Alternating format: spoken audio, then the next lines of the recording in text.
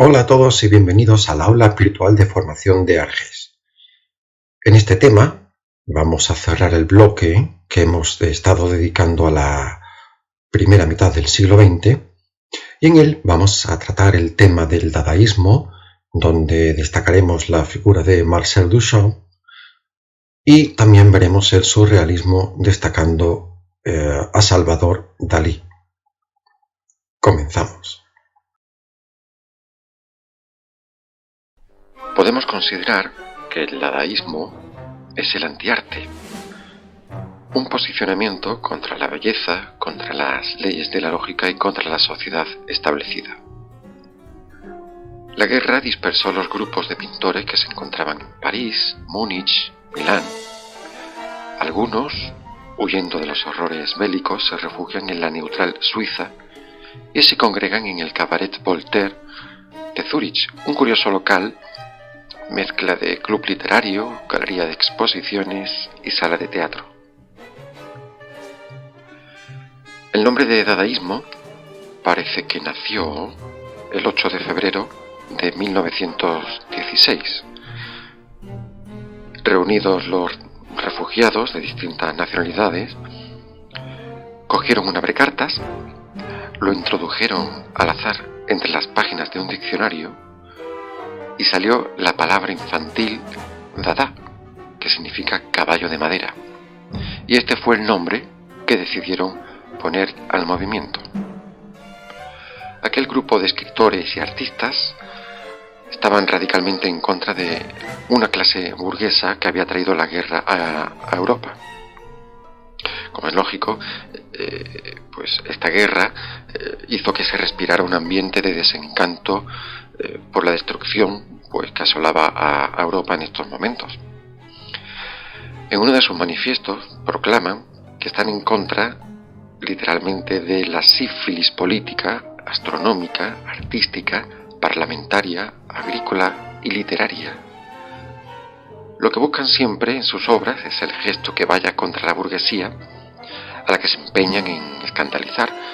Recurren con frecuencia a la ironía y al absurdo. Existe una cierta repulsa a la obra de arte en sí, ya que el sistema es el que ha traído la guerra.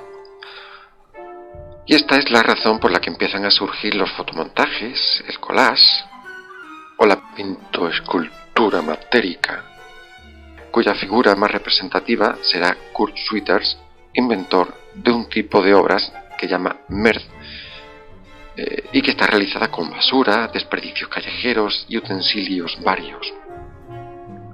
Al acabar la guerra, el dadaísmo se irá extinguiendo poco a poco. Y el precursor del movimiento será el francés Marcel Duchamp. Marcel Duchamp pinta en 1912 el célebre desnudo descendiendo una escalera número 2, con investigaciones sobre la simultaneidad del movimiento similares a las del futurismo.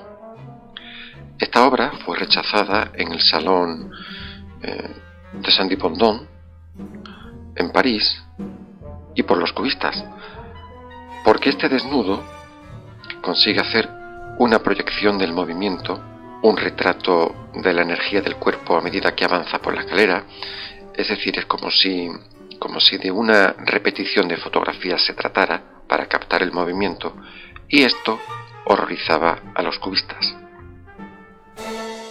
En 1913 había construido rueda de bicicleta en la que este objeto aparecía encima de una silla de cocina. Lo definió como un objeto de la vida cotidiana promovido a la categoría de arte por la voluntad del artista. El propio Duchamp define estas obras como ready-made.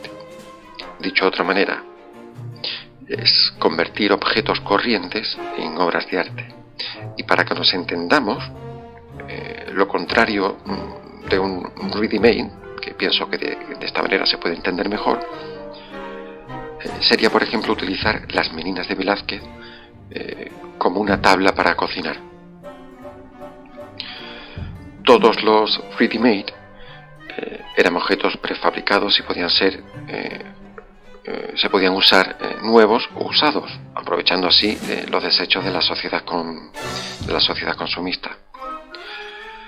Una de las obras más famosas y osadas es La Fuente, un urinario de porcelana blanca que firmó con el nombre de Sr. Mudd, un conocido fabricante de artículos sanitarios. Por supuesto, como cabía esperar, fue rechazada. Sin embargo, ha pasado a la historia como el máximo ejemplo de la desacralización artística. Tampoco pasó desapercibida una fotografía de la Gioconda a la que le colocó perilla y bigotes y que rotuló con las iniciales L, H, O Q, que en francés se traducen como ella tiene el culo caliente, y esto se consideró, pues, como es lógico, una gran falta de respeto al arte. Muy sonada y significativa en cuanto a su idea de despojar al arte de toda solemnidad, fue la ocasión en la que expuso un botellero, que en realidad servía como para secar las botellas, y el público pues lo utilizó para colgar sombreros y paraguas. El botellero era un estante metálico típico utilizado para secar las botellas, como digo, pero a diferencia de otros no se modificó de ninguna manera, lo que lo convierte por tanto en el primer ejemplo verdaderamente estricto de un ready-made. La culminación de su obra artística llegó con la pintura sobre cristal titulada La novia desnuda por sus solteros o El gran vidrio, donde desafió los límites que la moral imperante imponía a la sexualidad femenina. Curiosamente, para esta obra le fue muy importante el polvo del abandono durante su elaboración y una rotura accidental, lo que el autor asumió y consideró como parte de la ejecución. Los últimos años de su vida los dedicó a jugar al ajedrez y a dejar pasar el tiempo, o eso hizo pensar al mundo. No obstante, tras su muerte se descubrió que había estado trabajando en un nuevo proyecto. Su última obra, La Cascada, hace que el espectador contemple a través de dos mirillas de una puerta, una para cada ojo, tras la que encontraría una mujer desnuda que llevaba en la mano un candil de gas. Su objetivo es que el espectador haga de voyeur. La obra se compone en tres partes.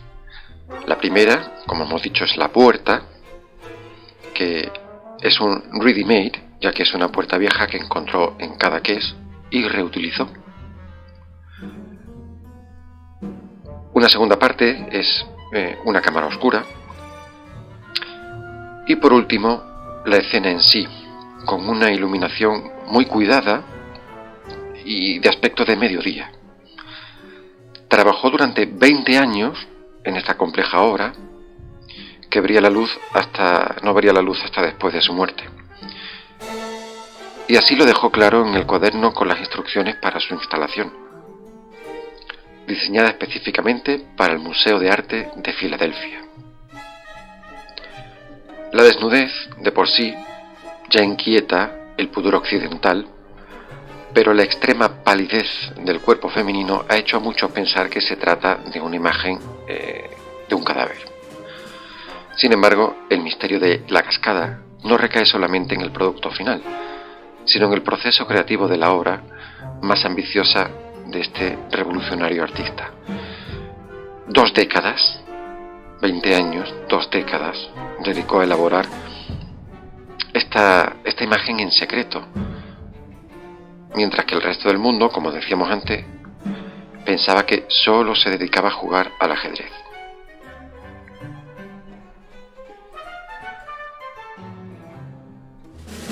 Pasamos a ver el surrealismo con la figura de Salvador Dalí. Y fue Sigmund Freud el que estableció la existencia del inconsciente como parte fundamental de su teoría del psicoanálisis.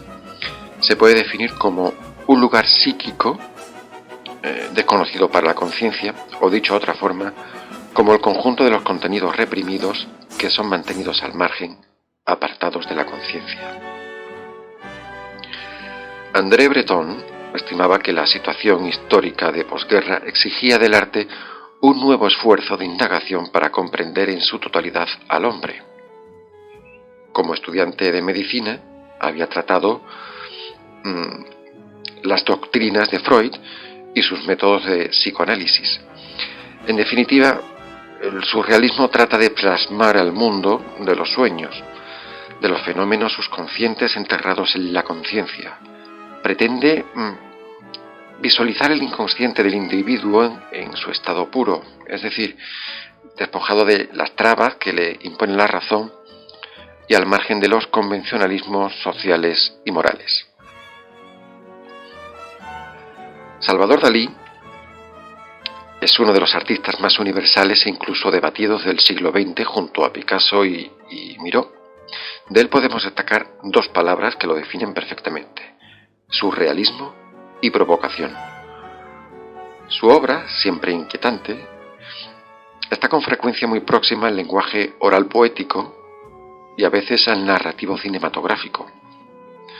Hay un intento por romper los valores de la pintura y de adentrarse en los temporales, más propios de la literatura.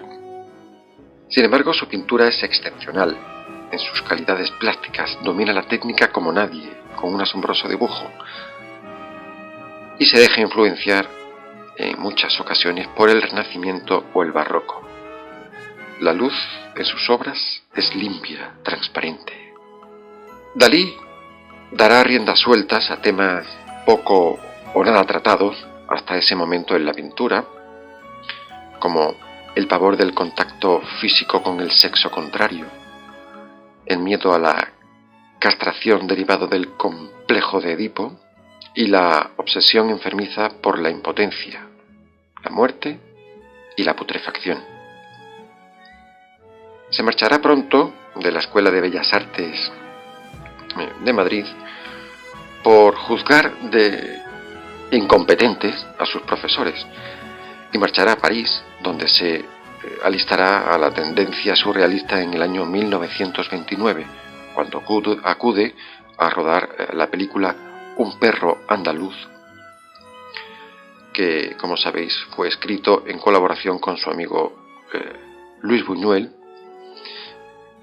y que arranca la película con un ojo cortado por una navaja de barbero. El cine, recientemente inventado, se ponía de esta manera al servicio del surrealismo. Ese mismo año se enamora de Gala, que se convertirá en su musa, amante, confidente y marchante de sus obras. Sin la figura de Gala no es posible comprender la personalidad de Dalí y su encumbramiento a la fama mundial. Dalí elaboró un método de trabajo propio que denomina paranoico crítico. Ya hemos dicho que domina la técnica y el dibujo de manera formidable, y eso hace que él mismo se refiera a sus obras como fotografías pintadas a mano. El resultado del método paranoico crítico será la imagen doble que representa dos o más realidades. Dos buenos ejemplos de ellos son el retrato de Mae West, cuyos rasgos faciales se corresponden con el mobiliario de un salón, y el mercado de esclavos, en cuyo fondo aparece oculto el busto de Voltaire.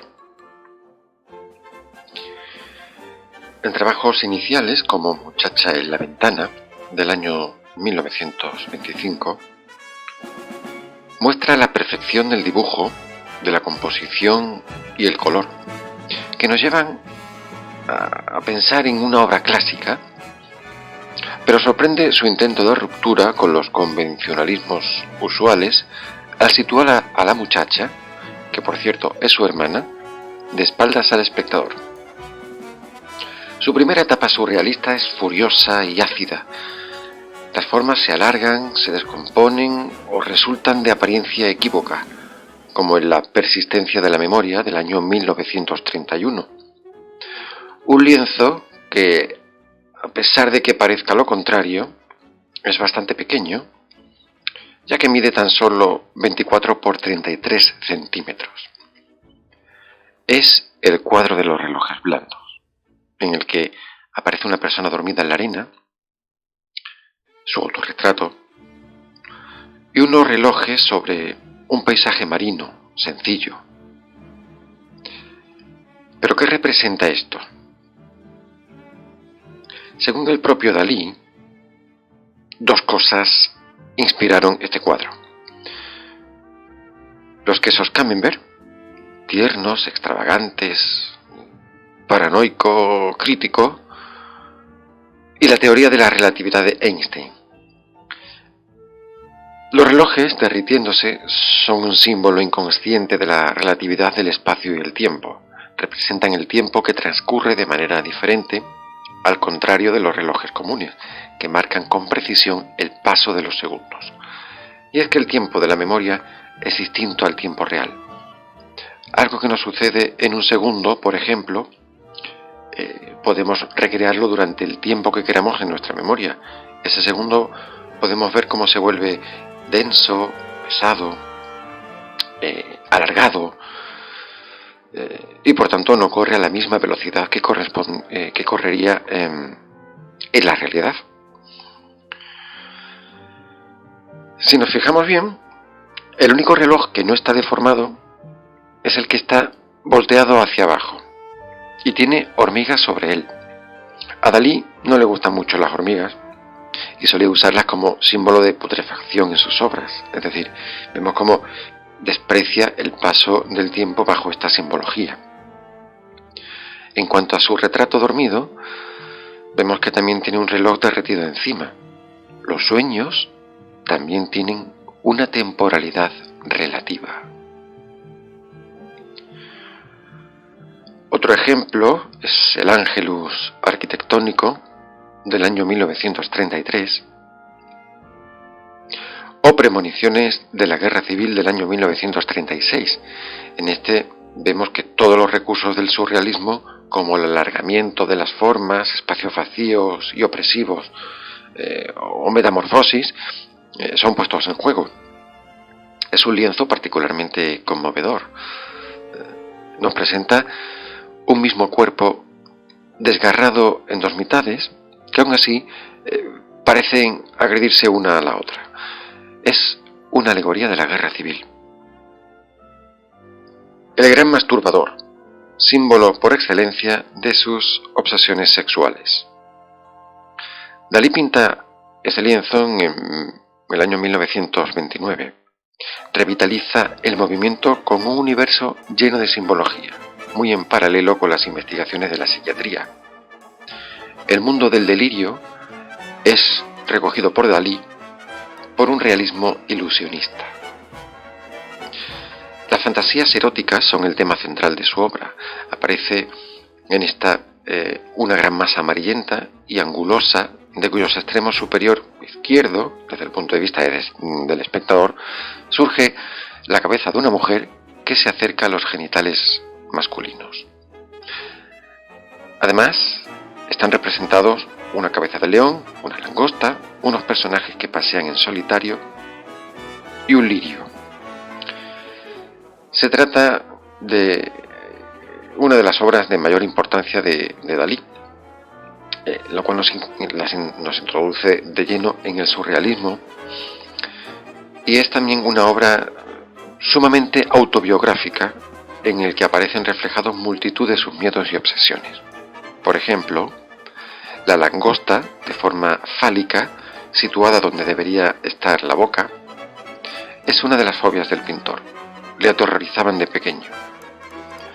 Las conchas y guijarros hacen alusión a la playa, a su infancia, y las hormigas, que están en el vientre de la langosta y que ascienden por su cara, son una clara referencia a lo putrefacto, a lo descompuesto, a la muerte. La mujer que sale de donde debería estar el cuello se acerca a los genitales del hombre en una clara alusión sexual. esto queda potenciado por la cabeza del león, que es símbolo de la sexualidad y del deseo. No olvidemos que precisamente los temas tabú para la sociedad del momento, como era la muerte o el sexo, son los más representados por Dalí, escandalizando incluso a la gente de su propio núcleo pictórico. No obstante, el hecho de que debajo de la mujer encontremos un lirio, pues podemos pensar en ese símbolo de la pureza. Incluso ha dado a otras interpretaciones como la masturbación como forma limpia de sexualidad. Pero las figuras solitarias, hay quien ha querido ver ahí una alusión a otra de sus fobias, como es la soledad, pero también a los paseos que daba con Gala, su mujer, su amante, su musa, por la playa. Por eso vemos también a las figuras abrazadas. Son muchas las obras de Dalí, y muchas en las que se representa también a su mujer, Gala, como por ejemplo la Madonna de Porligat o Galatea de las Esferas. Pero vamos a terminar con el Cristo de San Juan de la Cruz del año 1951, donde vemos claramente la influencia del barroco. El mundo que elige Dalí para representar a Cristo en la cruz es seguramente después de un éxtasis, según los escritos del místico español San Juan de la Cruz. Se inspiró en un dibujo del santo conservado en el convento de la Encarnación de Ávila y en dos sueños. El primero vio a Cristo pintado por San Juan de la Cruz en Porligat, y en el segundo vio a Cristo sin los atributos de la crucifixión. La originalidad del cuadro estriba, sobre todo, en la gran perspectiva de la crucifixión y en la extraña calma que ofrece el paisaje. A la vez, también apreciamos levemente el dolor de Cristo, pues se aprecia en las manos retorcidas y en la espalda echada hacia adelante. Sin embargo, con esta técnica fotorrealista, Dalí lo que quiere expresar es más la belleza de Cristo que su sufrimiento. De todas formas, en este cuadro vemos retratada la indiferencia del mundo ante la crucifixión de Cristo. Bien, después de esta pequeña selección de obras de Dalí, hemos llegado al final de este tema en el que hemos tratado el dadaísmo con la figura de Marcel Duchamp y el surrealismo con Salvador Dalí.